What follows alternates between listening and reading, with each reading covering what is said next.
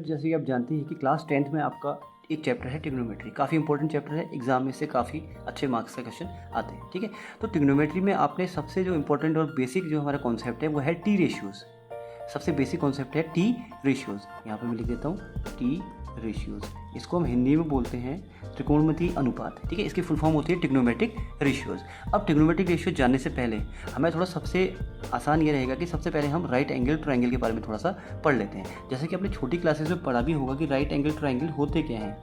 Right angle triangle, तो right angle triangle जैसे उसके नाम से ही आपको लग रहा होगा राइट एंगल्ड, मतलब जिसमें राइट एंगल बनता हो। ठीक है, तो राइट एंगल ट्रायंगल का कहने का मतलब क्या है, एक ऐसा ट्रायंगल जिसमें एक एंगल 90 का हो।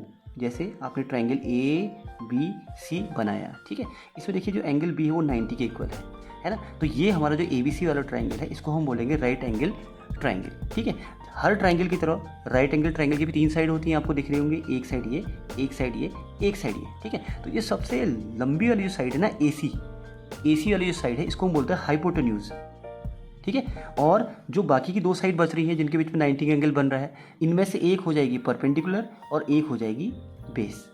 ठीक है, 3 साइड हो गई। अगर हम बात करते हैं हिंदी की, तो सबसे बड़ी वाली जो साइड होती है इसको हम बोलते हैं कर्ण। ठीक है, और जो 2 साइड बच रही हैं इसमें से एक हो जाती है लंब और एक हो जाती है आधार। तो कुल मिला के इसकी 3 साइड हो गई।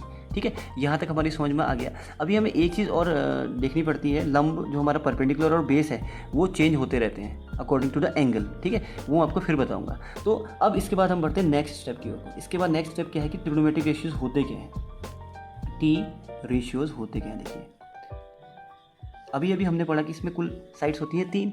अब होता क्या है, जैसे इसके नाम से आपको पता लग रहा होगा रेशियोज, इसमें कोई रेशियो की बात कर रहे हैं। कौन से रेशियो की बात कर रहे हैं, साइड्स के बीच में जो रेशियो होते हैं ना उन्हीं को हम ट्रिग्नोमेट्रिक रेशियो बोलते हैं। कैसे, अगर मैं आपको बोलूँ कि परपेंडिकुलर और बेस के बीच में क्या रेशियो है तो वो एक ट्रिग्नोमेट्रिक रेशियो हो जाएगा। सिमिलरली बी और एच के बीच में क्या रेशियो है वो भी एक रेशियो हो जाएगा।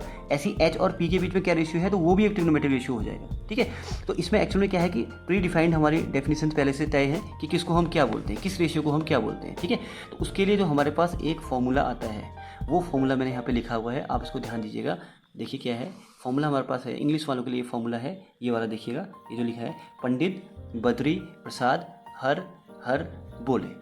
ओके, ये इंग्लिश में है। और अगर इसी को हिंदी में बात करता हूँ, LALKKA, कुछ लोग इसको लाल कक्का भी बोलते हैं। ठीक है, अब इसका मतलब क्या देखिएगा, हाँ, पंडित बद्री प्रसाद हर हर बोले। ओके, अगर मैं इनके जो इनिशियल लेटर लिखे हुए उसको देखूँ तो देखिए सबसे पहले वाले रेशियो में देखिए क्या है, P/H। ये जो P/H है ना, जो P/H है इसको हम बोलते हैं साइन। तो P/H क्या होता है, हमारा साइन होता है। ठीक है, अभी साइन के आगे थीटा क्या लगाते हैं वो मैं आपको बताता हूँ। सिमिलरली आप सेकंड वाले रेशियो को अगर देखेंगे तो बद्री और हर जो लिखा है ना, तो इसके इनिशियल देखिए B और H, तो बेस और हाइपोटेन्यूज का जो रेशियो होता है उसको हम बोलते हैं कॉस। ओके, सिमिलरली थर्ड वाले को देखिए P/B लिखा है ना इसमें, तो P और B का जो रेशियो होगा उसको हम बोलेंगे 10। क्लियर है ना। अब ये जो रेशियो होते हैं ना, ये ट्रिग्नोमेट्रिक रेशियोज होते हैं, बिना एंगल के इनकी कोई वैल्यू नहीं होती है। खाली साइन लिखने का कोई मतलब नहीं है, तो साइन के आगे मैं एक एंगल थीटा लगा देता हूँ। ओके, तो साइन थीटा की वैल्यू क्या हो जाएगी, P/H। कॉस थीटा की वैल्यू क्या हो जाएगी, B/H। और टेन थीटा की वैल्यू क्या हो जाएगी, P/B। ठीक है ना, तो ये 3 रेशियो हमने पढ़ लिए। तो कुछ लोग इसको ऐसे ही पढ़ते देखिएगा, पंडित बद्री प्रसाद हर हर बोले, फिर सोना चांदी तोले, ऐसे ही बोलते हैं। तो सोना चांदी तोले में S मतलब साइन, C मतलब कॉस और T मतलब टेन, तो ऐसे भी आप याद कर सकते हैं। ठीक है, तो अभी देखिएगा मैंने आपको 3 ही बताए हैं, साइन बता दिया, कॉस बता दिया, टेन बता दिया, लेकिन टोटल जो ट्रिग्नोमेट्रिक रेशियो होते हैं वो होते हैं 6। तो बाकी के 3 कौन कौन से वो भी हम लिखते हैं, है ना। तो उससे पहले मैं एक काम करता हूँ, चलिए मैं यहीं पे बताता हूँ। अगर ध्यान दीजिएगा, हाँ, अगर ये जो मैंने लिखा था ना रेशियो P/H, इसको अगर मैं रेसिप्रोकल कर दूं, अगर मैं इसको उल्टा कर दूं तो क्या बन जाएगा, H/P बन जाएगा। तो जो H/P होगा है ना, तो वो हमारा कुछ और हो जाएगा। क्या होगा बताता हूँ, ऐसे ही H/B को हम कुछ और बोलते हैं और B/P को हम कुछ और बोलते हैं। तो अगर आप ये स्टार्टिंग के 3 याद कर लो तो उनको रेसिप्रोकेट करके आप बाकी के 3 आराम से निकाल सकते हैं। ठीक है, तो उनको मैं यहाँ पे लिख देता हूँ। देखिएगा सारे के सारे मैं एक बार लिख देता हूँ। सबसे पहले हम लोगों ने क्या पढ़ा, देखिएगा सबसे पहले हमने पढ़ा साइन थीटा। ठीक है, और साइन थीटा आपने इस नीचे से पढ़ा P/H होता है, P/H, ये हमारा एक फॉर्मूला बन गया। ओके, फिर हमने पढ़ा कॉस थीटा, तो कॉस थीटा हमने पढ़ा, कॉस थीटा होता है B/H, cos theta equal to B/H मतलब बेस अपॉन हाइपोटेन्यूज। फिर हम आते हैं टेन थीटा, तो इस सिमिलरली टेन थीटा का जो हमने फॉर्मूले के अकॉर्डिंग पढ़ा वो क्या पढ़ा हमने, P/B पढ़ा, है ना। ये हमारे 3 हो गए। अब जो बाकी के 3 होते हैं इनके रेसिप्रोकल होते हैं। देखना, जो साइन थीटा का रेसिप्रोकल होता है उसको हम बोलते हैं कोसेक थीटा। Cosec theta. तो कोसेक थीटा ठीक इसका उल्टा होता है, h/p हो जाएगा वो, ठीक है। अगर हम कॉस थीटा के रेसिप्रोकल की बात करें तो वो होता है सेक थीटा, सेक थीटा। तो सेक थीटा इसका रेसिप्रोकल मतलब h/b, भिन्न ठीक उल्टी हो जाएगी इसकी। सिमिलरली जो टेन थीटा होता है ना, टेन थीटा का जो रेसिप्रोकल होता है वो होता है कॉट थीटा। तो कॉट थीटा इक्वल टू ये उल्टा होकर क्या बन जाएगा, b/p। लीजिए, एक sine theta equal to p/h, next cos theta equal to b/h, next tan theta equal to p/b, next cosec theta equal to h/p, next sec theta equal to h/b, next cot theta equal to b/p। तो कुल मिला के पंडित बद्री प्रसाद हर हर बोले सोना चांदी तोले, ठीक है। और इंग्लिश अगर हिंदी वाले बनाएंगे तो लाल कक्के के अकॉर्डिंग बना सकते हैं, ठीक है। ये लंब बट्टे कर्ण साइन की वैल्यू हो जाएगी, और ये आधार बट्टे कर्ण कॉस की वैल्यू हो जाएगी, और लंब बट्टे आधार हो जाएगी हमारे टेन की वैल्यू, ठीक है। अगर हम इनको उल्टा कर देंगे, कर्ण बट्टे लंब तो कॉसेक थीटा हो जाएगा, कर्ण बट्टे आधार करोगे तो सेक थीटा हो जाएगा, आधार बट्टे लंब करोगे तो कॉट थीटा हो जाएगा। बिल्कुल इनको देख के आप इनको भी कर सकते हैं, ठीक है ना। तो ये आपने बना दिए 6 ट्रिग्नोमेट्रिक रेशियोज, ठीक है। अभी जो मैं आपको बोल रहा था कि जो हमारा परपेंडिकुलर और बेस है उसका क्या सीन रहता है, एक बार देखिएगा, मैं आपको बताता हूँ, ध्यान दीजिएगा। सपोज ये एक राइट एंगल ट्राइंगल आपके पास है, ठीक है। सपोज ये इसकी जो हाइपोटेन्यूज है ये 5 सेंटीमीटर है, ये हमारा 3 है और ये हमारा 4 है, ओके। अगर मैं बात करता हूँ इस वाले एंगल थीटा की, मैं इस वाले एंगल थीटा को लेके चल रहा हूँ, ध्यान दीजिएगा, इस वाले एंगल की बात कर रहा हूँ। तो जिस भी एंगल की आप बात करेंगे ना, उसके ठीक सामने वाली जो साइड होगी वो हमेशा परपेंडिकुलर होगी। ये परपेंडिकुलर की वैल्यू कितनी हो जाएगी, 3। और हाइपोटेन्यूज तो हमेशा फिक्स रहता है, सबसे बड़ी वाली साइड हाइपोटेन्यूज होती है। तो हाइपोटेन्यूज कितना है, 5 है। तो बचा क्या, बेस। तो बेस कितना हो जाएगा, 4 हो जाएगा, ठीक है। कर्ण हो जाएगा 5, लंब हो जाएगा 3 और आधार हो जाएगा 4। तो अगर आपको ये एंगल की बात कर रहे हैं तो ये वाला हमारा परपेंडिकुलर, तो आप सिंपल क्या देखा करो, जिस एंगल की आप बात कर रहे हो उसको ठीक सामने वाली साइड को देखो, परपेंडिकुलर मतलब लंब बना दो, ओके। तो बाकी हाइपोटेन्यूज फिक्स रहेगा और थर्ड वाला जो बचेगा वो बेस हो जाएगा। अब मैं बात करता हूँ इस ट्रायंगल में, अगर आपको साइन थीटा की वैल्यू फाइंड करनी हो इस ट्रायंगल के लिए पर्टिकुलर, उसने बोला कि find the value of sine theta. तो साइन थीटा की वैल्यू अगर आपको निकालनी है तो आपको फॉर्मूले को देखना पड़ेगा। साइन थीटा का फॉर्मूला क्या होता है, p/h, p/h, p/h, ओके।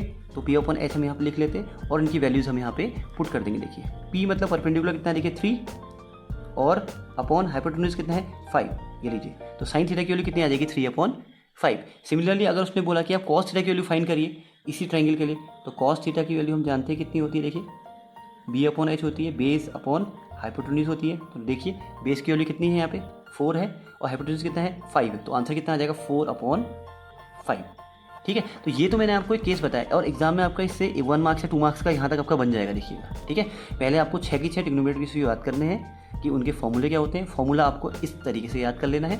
उसके बाद आपको देखना है कि अगर आपको थीटा की वैल्यू दी हो तो उसके बेस पे आप साइन, कॉस और टेन और 6 की 6 मतलब आप ट्रिग्नोमेट्री रेशियो कैसे फाइंड आउट कर सकते हो, ठीक है। ये तो मैंने तब आपको बात करी जब थीटा आपने यहाँ पे लिया है। अगर इसी ट्रायंगल के लिए मैं थीटा को अगर चेंज कर दूँ तो फिर क्या वैल्यूज आएगी, तो देखिएगा मैं बनाता हूँ। सपोज ये है वो ट्रायंगल, इसको मैं आपकी बात थोड़ा सा चेंज कर दूंगा। देखिएगा ये वो ट्रायंगल है जिसकी हम बात कर रहे थे। ये साइड मैंने इसकी 3 ली थी, ये साइड 5 ली थी, ये साइड मैंने 4 ली थी, ठीक है। और सपोज अब की बार वो ये इस एंगल के लिए थीटा की बात कर रहे हैं। इस एंगल को अगर वो थीटा लेकर चल रहा है कि इसके अकॉर्डिंग आप साइन, कॉस, टेन और बाकी के 3 की वैल्यू निकालो, तो उस केस में भी सेम वही फंडा रहेगा। जो एंगल आपको दिया है उसके ठीक सामने वाली जो साइड है वो हमेशा परपेंडिकुलर मतलब लंब हो जाएगी, ठीक है। और हाइपोटेन्यूज तो फिक्स रहता है हमेशा, और जो बची हुई साइड है वो हो जाएगी बेस, ओके। तो हाइपोटेन्यूज 5, परपेंडिकुलर 4 और बेस 3। अब इस पे आपको साइन, कॉस, टेन और बाकी के जो 3 बची हुई हैं, कॉसेक, सेक, कॉट, उनकी वैल्यू फाइंड आउट करनी है। बहुत आसान है, बिल्कुल वही फॉर्मूला हम लोग यूज़ करेंगे।